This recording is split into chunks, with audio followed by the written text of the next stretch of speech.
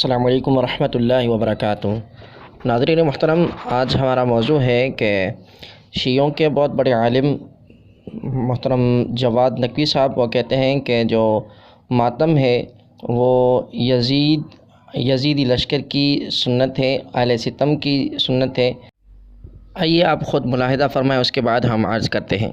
لیکن یہ بھول جاتے ہیں کہ کس کے رویے کو عزا بنانا ہے، کس کے رویے کو رسم عزا بنانا ہے۔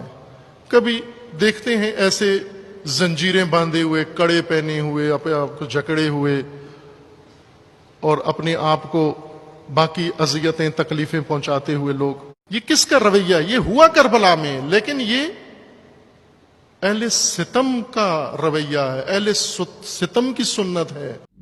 جی ناظرین محترم، آپ نے سماعت کیا اور آپ نے خود دیکھا کہ علامہ جواد نقوی صاحب کہتے ہیں کہ ماتم ہوا کربلا میں، لیکن کسی اہل بیت اطہار کے کسی فرد نے نہیں کیا، بلکہ یزیدی لشکر نے کیا، اہل ستم نے کیا۔ تو اہل ستم کی سنت ہے، اور یہ امام حسین رضی اللہ تبارک و تعالی عنہ کے کسی بھی ساتھی کی سنت نہیں ہے۔ تو جو لوگ یہ ماتم کرتے ہیں ان کو خود اس بات پر توجہ کرنا چاہیے کہ ان کے اپنے علماء اس ماتم کے خلاف ہیں، وہ کیا کہنا چاہتے ہیں اور ان کی تعلیمات کیا ہیں۔